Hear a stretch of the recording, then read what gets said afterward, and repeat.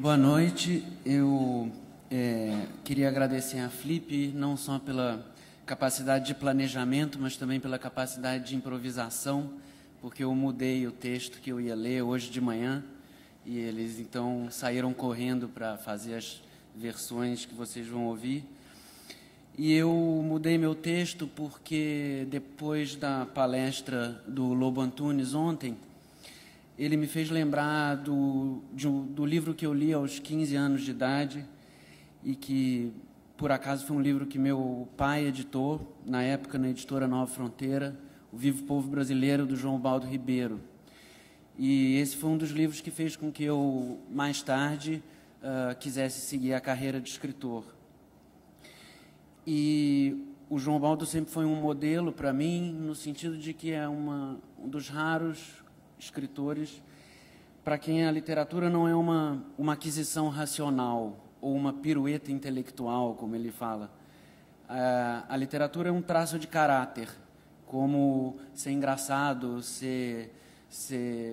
mal-humorado, ser triste, ser alto, baixo. Então, vendo o Lobo Antunes, eu reconheci um outro desses raros escritores, para quem a literatura realmente é muito mais do que uma pirueta intelectual. Então, além disso, por um gigantesco mal-entendido, o João Baldo nunca esteve aqui na Flip e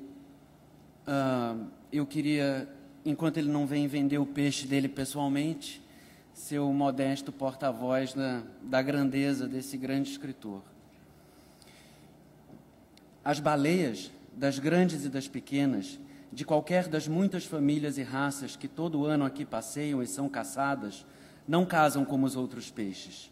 Os outros peixes, pelo pouco que se vê de seu amor, numa boca de rio parada, numa loca, num viveiro, numa poça dos recifes, se espadanam pela água, muitos dançam, uns poucos arrastam as fêmeas para os cantos, mas não se tocam, não se conhecem, têm filhos como grãos de areia, que às vezes comem com indiferença.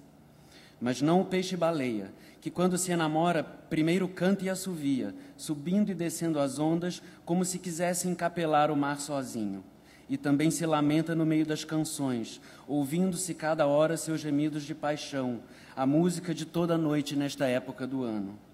Assim, do alto e de longe, vê-se chispando pela flor da água uma baleia, mas depois vê-se que são duas. É que vão tão juntas e harmonizadas que parecem um só bicho. Até que o macho, por nervosismo e necessidade de mostrar proeza, desencosta a cabeça que trazia junto a dela, rabana com o estrondo, e rompe das águas e voa, formando uma lagoa alada em torno do corpo, que então singra os ares num instante, serpenteia esticando o salto e, levantando um vagalhão estrepitoso, cai junto a ela na mesma posição em que antes nadavam e continuam a nadar, espelhando o sol nos couros azulados.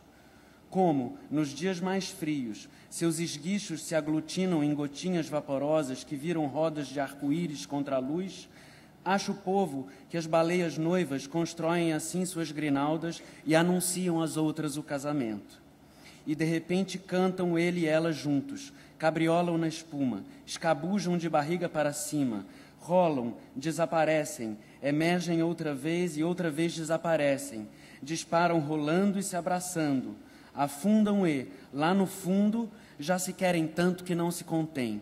Revirada perto dele, ela se queda admirada diante da grande pilastra colorida que se apresenta como um mastro festeiro das dobras da barriga dele. Suas próprias dobras então se abrem em vermelhos, roxos, brancos e violetas latejantes, e é assim que, um maremoto agitando as ondas, uma corcova subindo no meio da baía, uma crista de água fibrilando velozmente, eles prorrompem do fojo do mar, desta vez juntos, colados e enlaçados cara a cara, suas músicas transfiguradas em guinchos e risos, as grinaldas vibrando com as novas gotas. E nessa festa, quando não vêm as lanchas baleeiras persegui-los, ficam às vezes dias inteiros, navegando por todos os pontos da grande costa da ilha, como já tantas vezes Vevé tinha testemunhado com alegria e curiosidade. e depois sonhado que Custódio e ela eram 2 peixes gigantes, fazendo a corte no oceano. E bem que podiam ter sido como esses peixes, brincando nus nos rasos das coroas, amando-se dentro e fora d'água em liberdade, tecendo também suas guirlandas, nas noites em que a maré fica mais fosforescente e toda ela, que se esparrame, cai como uma luz em cauda. E bem que, ao ver as baleias namorando, ou ao olhar Custódio, alto e musculoso, as pernas grossas desenhadas por baixo dos calções molhados, o traseiro empinado e esculturado, todos os volumes curvos que conhecia e não conhecia,